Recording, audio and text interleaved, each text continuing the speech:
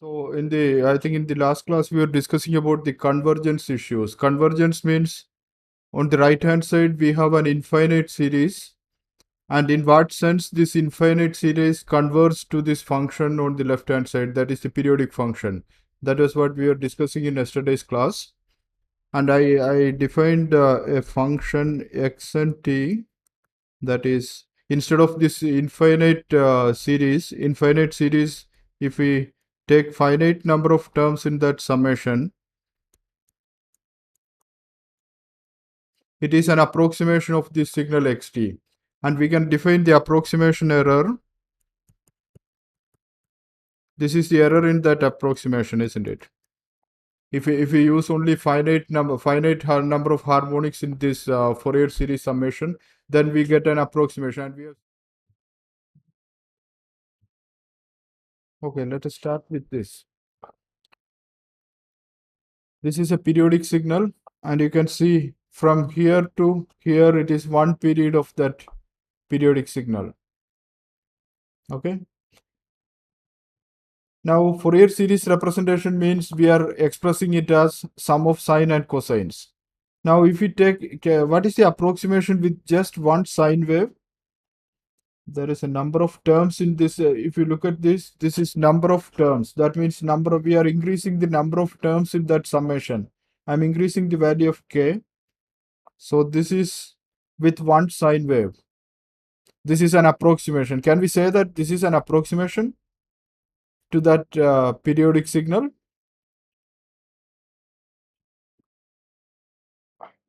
And if we increase the value of k, when I click this button, I'm increasing the value of k. That means I'm adding more and more harmonics to that summation.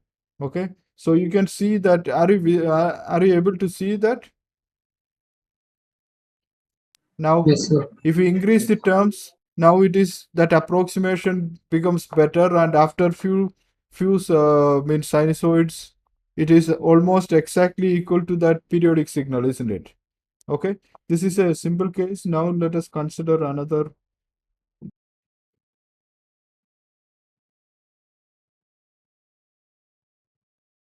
Okay, is it a periodic signal? Yes, sir. Yes, sir. It is a periodic signal. Now suppose I am approximating it with a single sinusoid. This is the approximation. Okay. Now what will happen if we increase the number of sinusoids? This is two sinusoids, two harmonics actually. Then if we keep on increasing that, you can see the effect. Are you able to see the effect?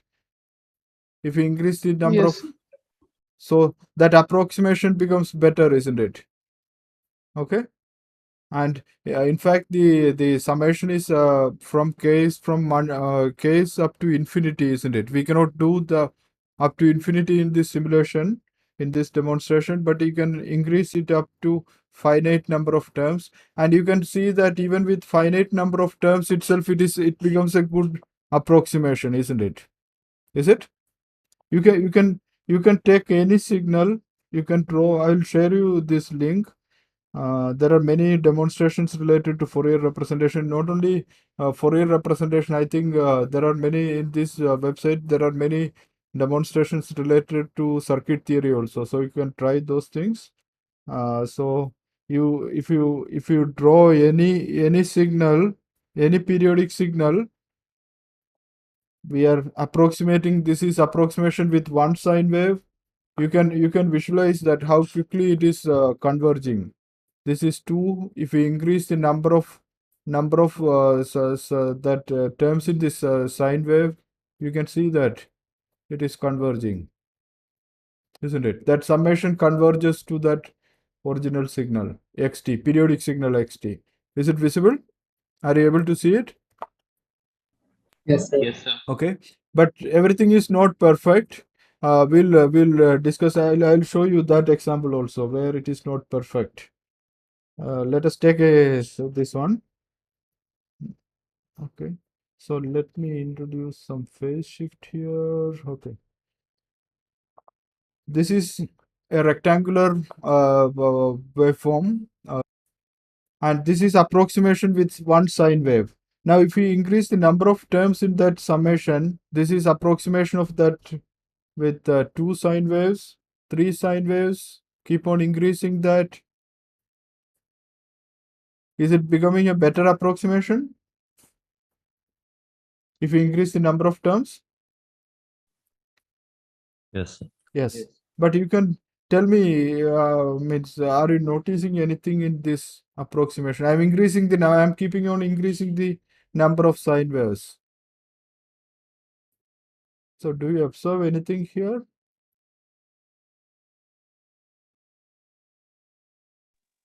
It is not working at the corners. It is not working yet.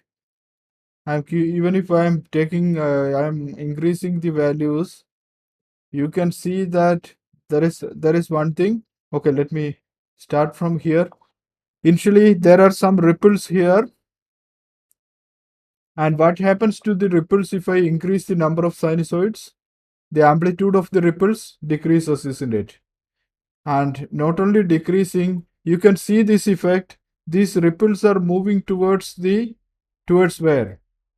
These are discontinuities. This function is having a discontinuity. So these ripples are moving towards the discontinuities. And you can see that even if I am increasing the number of terms in the number of sinusoidal terms, here the amplitude of the ripples decreases. But near this, okay, I think I modified this somewhere here. Okay, anyway, okay, this is so here near this here is the discontinuity, and you can see if there is a discontinuity on both sides here and both sides of the discontinuity, that amplitude is that error is not decreasing, isn't it? Approximation error, is it? Is it the observation? Yes, sir. Even if we increase that, and this is true for any signal having a discontinuity. For example, if we consider, let's say there is a triangular, no, this doesn't have any discontinuity, so there is no issue. If you consider a sawtooth waveform, this is approximation with 1 sine wave, 2 sine waves. Like if I'm increasing the number of sines in that summation, and you can see that that summation converges other points. There is a problem in the discontinuities. Here, this amplitude that is not decreasing. That remains, in fact, that remains a constant. Even if you increase the number of terms in that sinusoid. And we'll discuss about these points, the convergence issues. If we use only finite number of harmonics in this Fourier series summation, then we get an approximation. And we have seen in the demonstration also. If we increase the number of sinusoids in that summation, the approximation gets better. Okay. Now there are different types of convergence. We'll discuss two different convergence. For the first one is mean square convergence. Okay, mean square convergence. It is also called convergence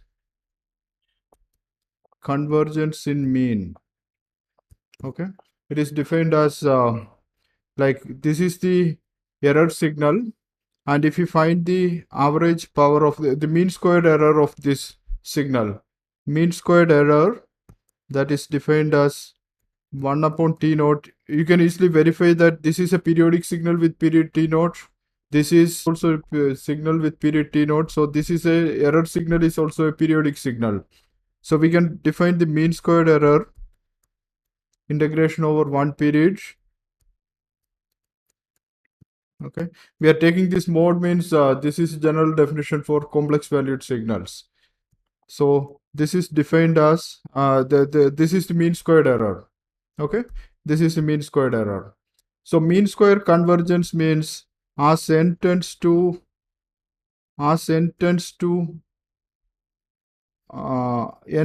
infinity, this term, this mean squared error, that tends to 0. Okay. Is it clear? As n tends to infinity, if we the number of terms in the Fourier series summation increases, number of harmonics increases, this error, this mean squared error of the energy signal, mean squared error of the error signal, that tends to 0. Now tell me, does it imply that these two are same? This condition? Mean squared error is 0. Does it imply that ENT is 0? The error is 0? Yes, sir. Yes? Yes, sir. No. Suppose you consider two functions. I am taking two arbitrary functions. Let's say after Fourier series summation, you will get as n tends to 0, it is same. But only at some isolated points they are different. Okay? It is same almost everywhere except at few isolated points. Then what will be the error signal? If you take the error, let's say this point there is an error, it is something like this. It could happen like this. Here, the error is in isolated points only, not in a continuous interval. Now, if you find the mean squared error, what will happen? Is it 0? Yes, sir. It is 0 because you are taking the integral. If the support this is 0, then this error will be 0. So that means the error 0, mean squared error 0 doesn't imply that the error is 0. Okay. So what we can say is, other than some isolated points, it converges everywhere. Okay. Other than some isolated points, it converges everywhere. That is called mean squared convergence. And there is a condition for mean squared convergence. The condition is that I am stating without proof.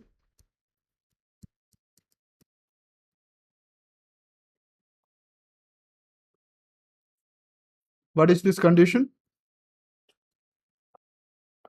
If it is square integrable over one period. And what is this? Is it the energy of the signal over one period? How do we define energy of a signal? It is mod xt square dt, isn't it? This is the energy of the signal over one period.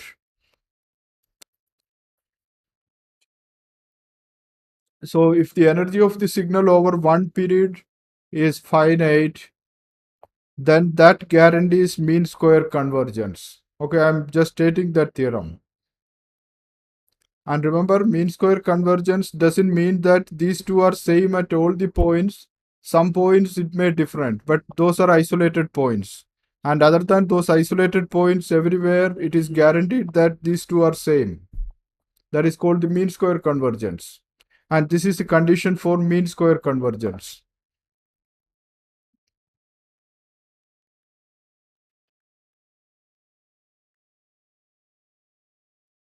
Okay, that is the Fourier series representation. Next convergence is point-wise convergence.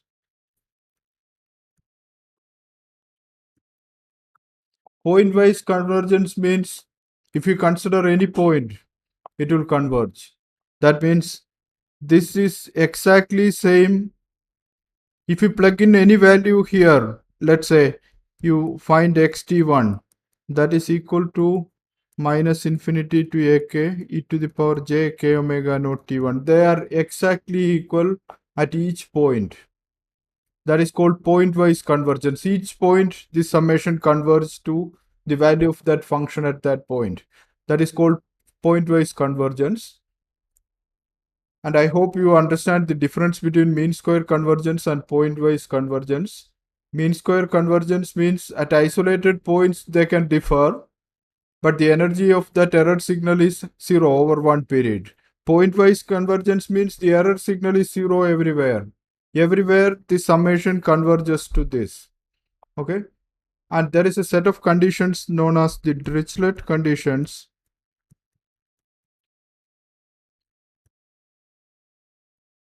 if a signal satisfies this, if a periodic signal satisfies Dirichlet conditions, then it is guaranteed that the Fourier series summation converge the pointwise convergence of that Fourier series representation.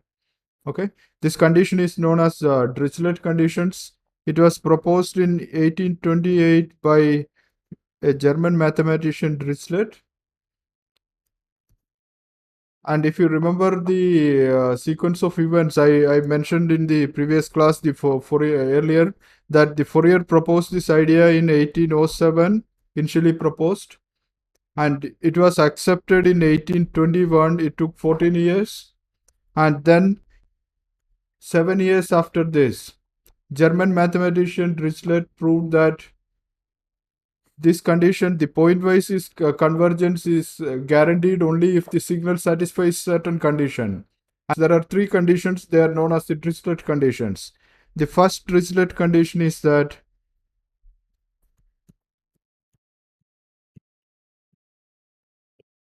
this is the first Dirichlet condition.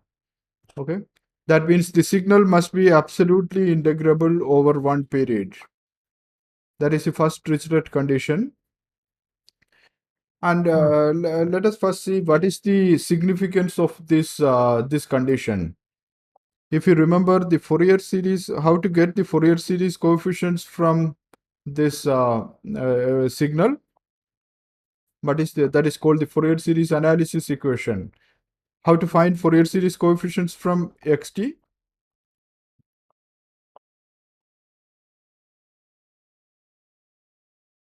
Okay, so this is how we find the Fourier series coefficients from the signal xt.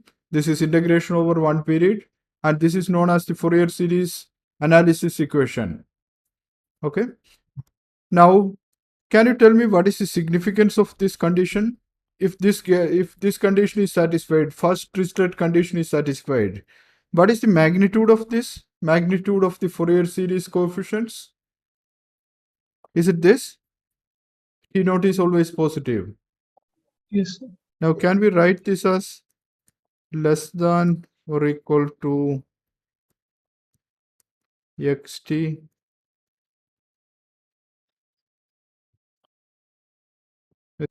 Yes, Yes, sir. sir. Now, what about this term? 1. That is 1. So, this is less than or equal to 1 upon T naught integral over T naught mod xt dt, isn't it? Now, if the first Dirichlet condition is satisfied, then it guarantees that. But what does it guarantee? If this is finite, does it imply that the Fourier series coefficients are also finite? Yes, sir. If the signal is absolutely integrable over one period, that guarantees that the Fourier series coefficient is finite. Okay, that guarantees that the Fourier series, all the Fourier series coefficients are finite valued. Second Dirichlet condition is that condition is called bounded variation. Okay, bounded variation means, let me write it down, any finite interval, in any finite interval,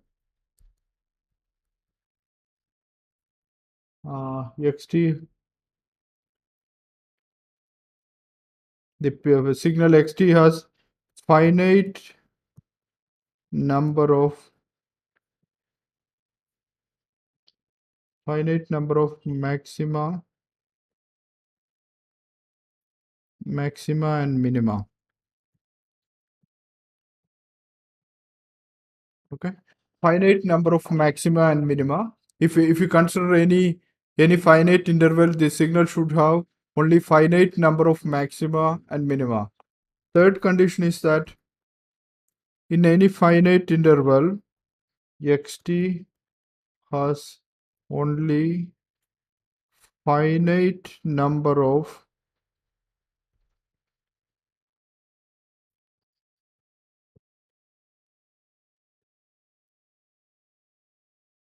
okay, it can have discontinuity.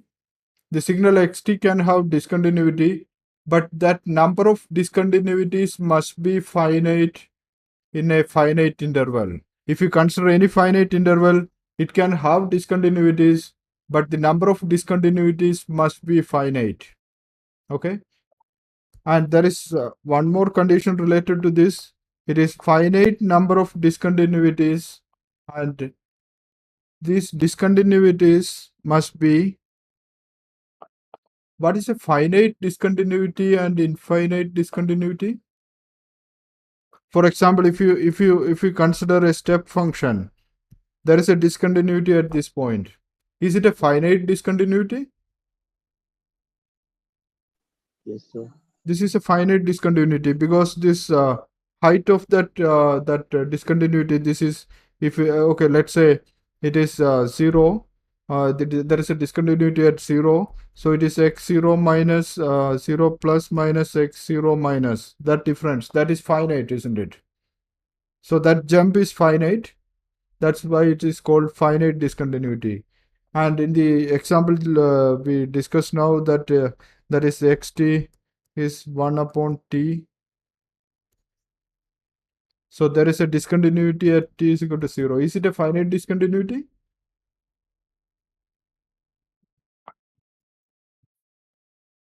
No, sir. No, it is not a finite discontinuity because this is, if you consider that periodic signal, this is the, okay, this height is not finite. So this is an infinite discontinuity and this is finite discontinuity. Okay, so the third restricted condition is that finite number of discontinuities must be finite, and those discontinuities must be finite discontinuities. That means height of those discontinuities, it must be finite. So we can simply say that finite number of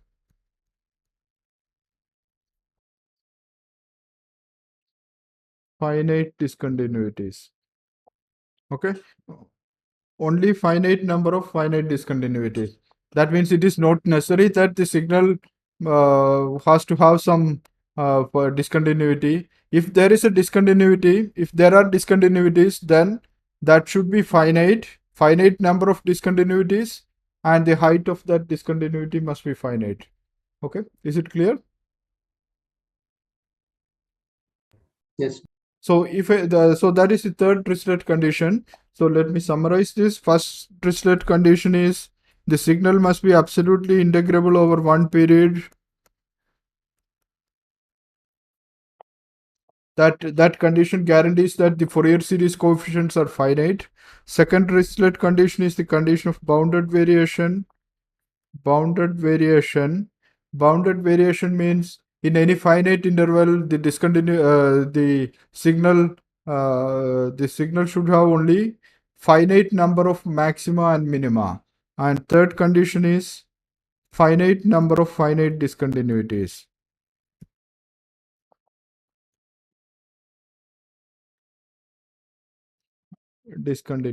Okay. So these are the three, that means a finite number in any finite interval, number of discontinuities must be finite, and this height of those discontinuities should also be finite. So these are known as the Dirichlet conditions.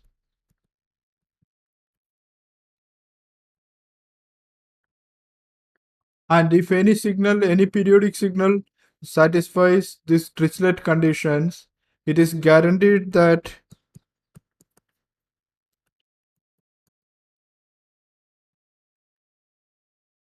it is ak e to the power jk omega naught t. This infinite series that converges exactly to this signal at each and every value of t. That is called point-wise convergence. That means they are exactly the same. Okay, that is the Dirichlet condition. The signal must satisfy all the three. Yeah, at once. it must satisfy all the Dirichlet conditions. Okay. Now let us consider an example. The rectangular waveform that we discussed yesterday. Does it satisfy all the Dirichlet conditions?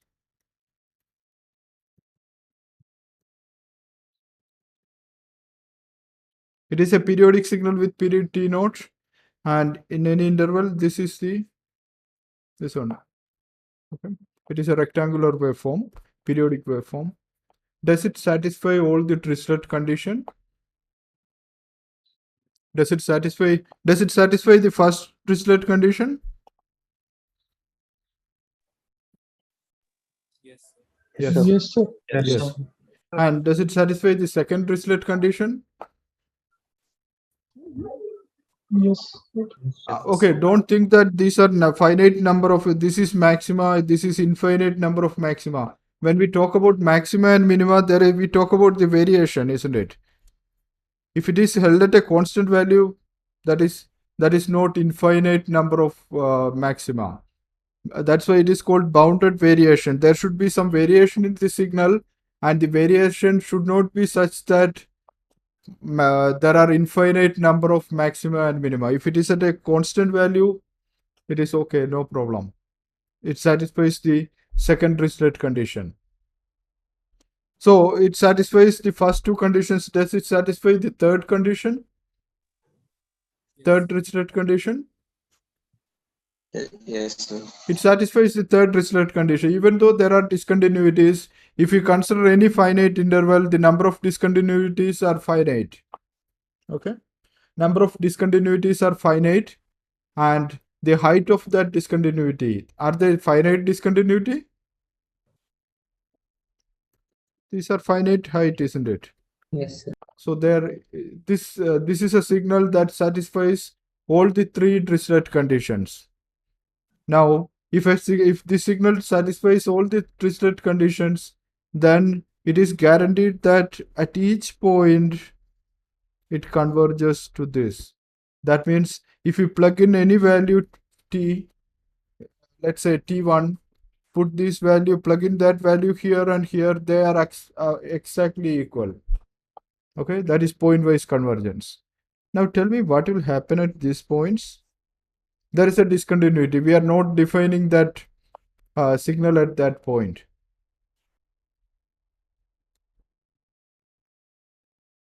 Will it converge? It should converge to some value, isn't it?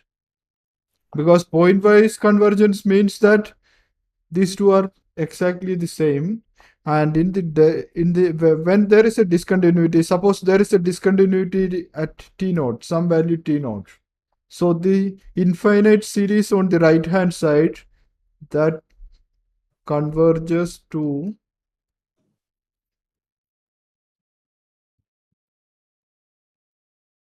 I am plugging in that value here, t naught. And if there is a discontinuity at t naught, then it converges to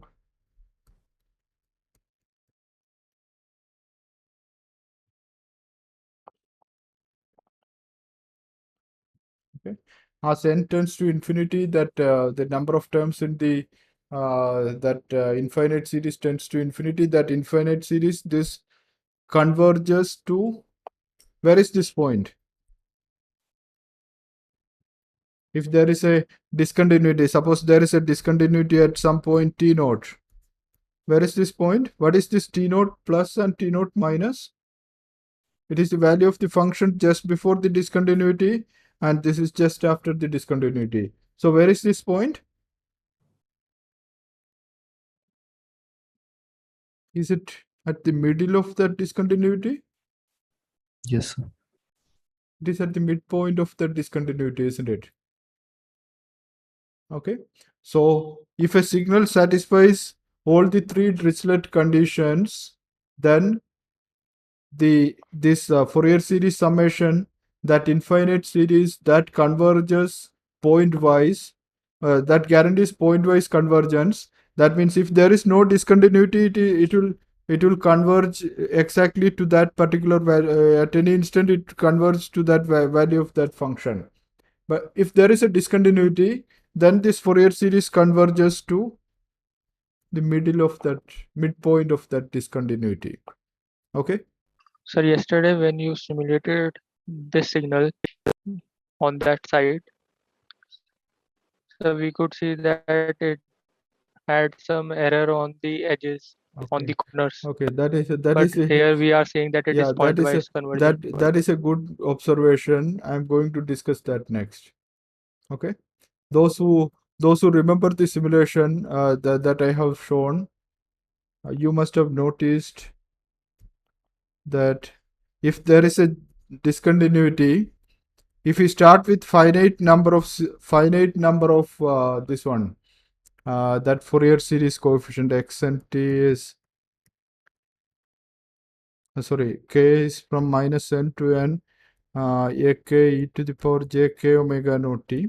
We are considering finite number of sequences. If we start with single sine wave, its approximation is something like this. And if we keep on increasing the summation, we have observed that there are ripples here, and in edges, it is something like this, isn't it? Those who have not seen it, please see the simulation, the link. You can see it from the link that I have sent you. So there are ripples, but there is an overshoot near this one, is it? And if we increase the number of terms, what was the observation? If we increase the number of terms in this summation, amplitude here it decreases. It is almost same. But here in the discontinuities, this remains a constant. Okay. So if there is a discontinuity, as n tends to infinity, there is an overshoot and undershoot.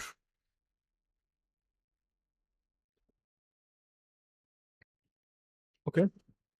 And the Dirichlet condition was proposed in 1828. In 1828, Dirichlet proved that if a signal satisfies these three Dirichlet conditions, then pointwise convergence is guaranteed. And it is in the year 1897, if I remember correctly, 1897. So almost 70 years after Dirichlet proposed that condition, it is the great American experimental physicist Albert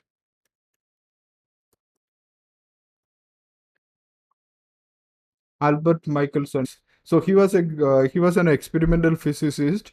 So what he did was he made a mechanical device that computes, what is this? ENT is xt minus this one. If you take the finite summation ak e to the power j k omega naught t, that means it is the approximation error. So he made a device that can compute the value of these functions up to. So he made a device, mechanical device that is called a harmonic analyzer that can compute up to n equals to 80. So then he observed this phenomena. When there is a discontinuity, in the signal, this error near the discontinuity, that is, even if you increase the value of n, this is not decreasing. That is, we have also seen that.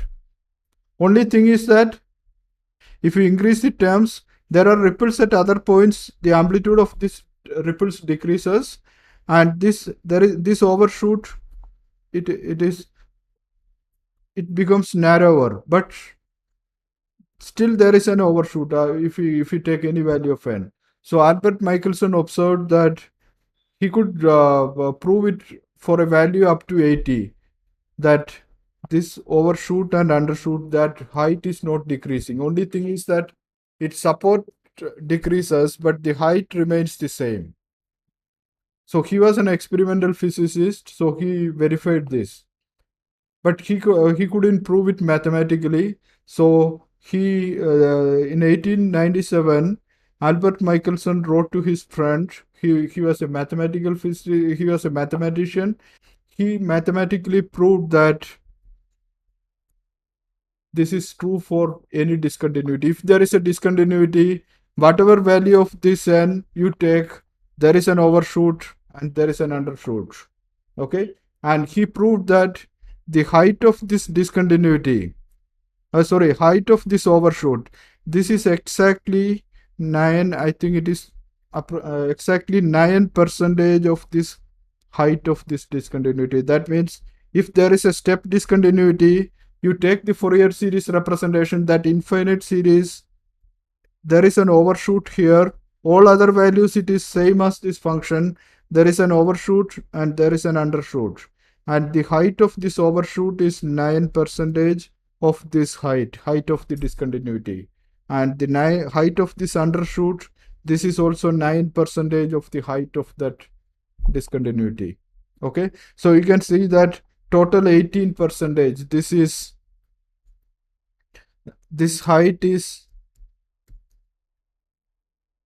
1.18 times this height.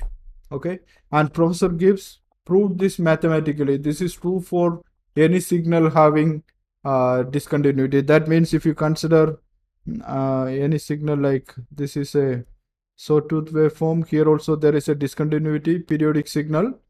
For this also there will be an overshoot and undershoot. Whatever value of n you choose, as n tends to infinity also, there is an overshoot and an undershoot. And this phenomena is known as the Gibbs phenomenon. Okay, it is known as the